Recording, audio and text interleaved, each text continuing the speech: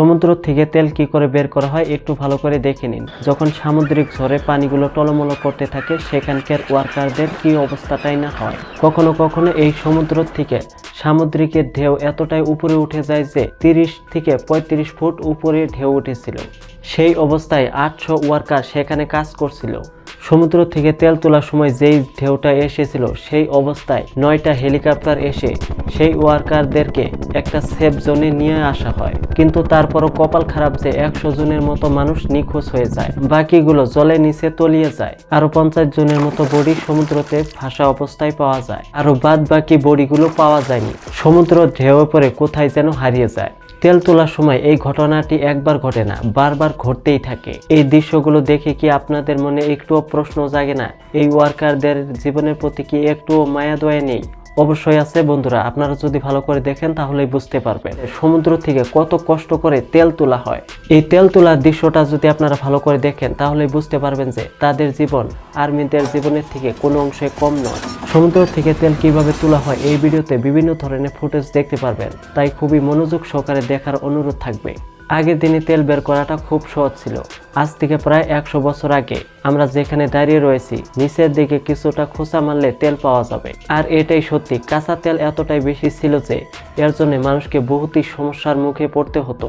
যখন কেউ কেউ পানির সন্ধানের জন্য কুয়া খোঁড়া হতো, সেখান থেকে পানি বের না হয়ে তেল বের হতো। কিন্তু 100 বছর পরে এই সিস্টেমটি সম্পূর্ণরূপে বদলে গিয়েছে। কিন্তু বর্তমান অবস্থায় তেলের জন্য এতটাই হাহাকার যে তেলের ডিমান্ড বেড়ে গিয়েছে কিন্তু সাপ্লাই কমে গিয়েছে। আর হাই ডিমান্ড সম্পূর্ণ করার জন্য ইঞ্জিনিয়াররা দিনের পর দিন কাঁচা তেলের পিছনে দৌড়াচ্ছে। রিসেন্টলি একটা রিপোর্ট অনুযায়ী দেখা গিয়েছেন যে প্রত্যেক দেশ থেকে যে তেল উত্তোলন করা হতো দিনের পর দিন, এখন তারা শেষ পর্যন্ত পৌঁছে গিয়েছে। এখন আসল কথা হচ্ছে যে যেখান থেকে তেল উত্তোলন করা হচ্ছে সেখানে আর তেলই পাওয়া যাবে না।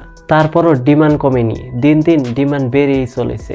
এখন তাহলে আপনারা ভালো করে বুঝতেই পারছেন যে আপনারা যে জায়গায় থাকেন প্রত্যেক বাড়িতে একটা করে ভাঙাচোরা হোক বাইক অবশ্যই আছে। আর যাদের নাই কিছুদিন পরে বাইক কেনার চিন্তা ভাবনা করতেছে। এছাড়াও তো 4 চাকা, বাস, লরি আরো এইগুলো তো রয়েই গেছে, আরো দিন দিন বেড়েই চলেছে। তাহলে এখন আপনারা ভালো করে বুঝতেই পারছেন যে দিন দিন গাড়ির সংখ্যা বেড়েই চলেছে কিন্তু তেলের ডিমান্ড কমেনি, তেলের ডিমান্ড দিন দিন বেড়েই চলেছে। সামনে কি হবে না হবে কেউ ভালো করে বলতে পারে না। দিন দিন তেলের আমদানি কমে যাচ্ছে, এর জন্য কষ্ট করে ওয়ার্কাররা সমুদ্র থেকে তেল ওঠানোর জন্য চেষ্টা চালিয়ে যাচ্ছে। এই পৃথিবীতে গোটা 70% যখন পানি মানে চারিদিকে সমুদ্রতে ভরা, এখন সায়েন্টিস্টরা এটাই মেনে নিয়েছে যে সমুদ্র থেকে তেল ওঠানো হবে। সর্বপ্রথমে সমুদ্র থেকে তেল ওঠানোর জন্য স্পেসিফিক জায়গাগুলো স্ক্যান করা হয়। স্ক্যান করেই বুঝতে পারে যে বিজ্ঞানীরা তেল কোথায় পাওয়া যাবে। যেখানে বুঝতে পারে যে তেল রয়েছে সেখানে একটা লম্বা মেশিন নামিয়ে দেওয়া হয়, ধীরে ধীরে নিচে চলে যেতে থাকে। সেই মেশিনটাই নিচে গিয়ে খননের কাজ করে। এই সিস্টেমটাকে করার জন্য প্রচুর পরিমাণে টাকা খরচা করতে হয়।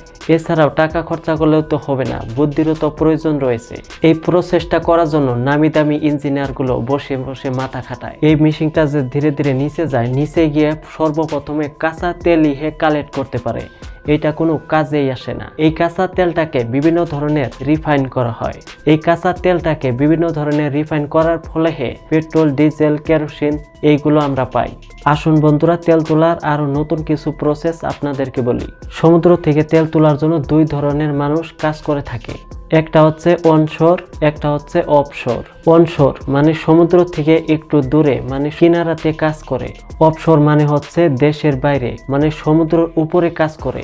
ঢেউয়ের উপরে কাজ করতে হয়। যারা নাকি ঢেউয়ের উপরে ভেসে ভেসে কাজ করে তাদের জীবন সব থেকে ভয়ানক হয়ে থাকে। তাদের জীবন খুবই রিস্কি হয়, একটু ভুল হলেই বড়সড় বিপদ ঘটে যেতে পারে। আর যেই জায়গা থেকে তেল তোলা হয় সেই জায়গাটা খুবই ছোট একটা শহরের মতো, আর সেখানে সব রকম সুযোগ সুবিধা পাওয়া যাবে। আর এটা কি জানেন, অয়েল প্ল্যাটফর্ম মানে যেখান থেকে তেল তোলা হয় সেই অয়েল প্ল্যাটফর্মের উপরে সেই ছোট্ট শহরটাতে কোনো ধরনের আগুন দিয়ে কাজ করা হয় না। আর বাইরে থেকে যেই খাবারগুলো নিয়ে যাওয়া হয় সেই খাবারগুলো ফ্রোজেন অবস্থায় থাকে, একবারে বানিয়ে তাদের জন্য পাঠিয়ে দেওয়া হয়। সেখানে কিছুই বানিয়ে খেতে পারবে না, তার কারণ হচ্ছে গিয়ে যেখানে তেল রয়েছে সেখানে তো আগুন জ্বালাতে পারবে না। সেই বানানো খাবারগুলো খেয়ে তাদেরকে জীবন পার করতে হয়। সেখানকার ওয়ার্কারদেরকে শুধুমাত্র কাজ যে করতে হবে ব্যাপারটা এরকম নয়। মনোরঞ্জনের জন্য টেলিভিশন রয়েছে, ক্যারাম রয়েছে, একটাই অভাব রয়েছে, আগুন জ্বালাতে পারবে না।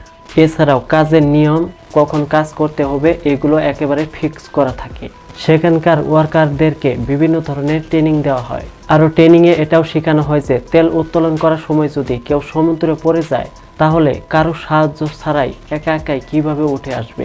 এই ট্রেনিংগুলো খুবই কষ্টসাধ্য হয়ে থাকে। সেখানে ঝড় আসলে কিভাবে নিজেকে বাঁচাতে হবে সম্পূর্ণ ট্রেনিং দেওয়া হয় সেখানে। নিজের জীবন কিভাবে বাঁচাবে, অন্যজনকে কিভাবে হেল্প করবে, এরকম ট্রেনিং দিয়ে দিয়ে যারা নর্মাল ওয়ার্কার রয়েছে তাদেরকে অ্যাডভান্স করে তোলা হয়। তো বন্ধুরা, তেল কিভাবে উত্তোলন করা হয় আপনারা কি আগে জানতেন? এই ভিডিওটা দেখার পর কার কতটুকু ভালো লেগেছে অবশ্যই কমেন্টে জানাবেন। নতুন নতুন আপডেট পাওয়ার জন্য সাবস্ক্রাইব বা ফলো করুন। ভালো থাকবেন সবাই, দেখা হচ্ছে খুব শীঘ্রই।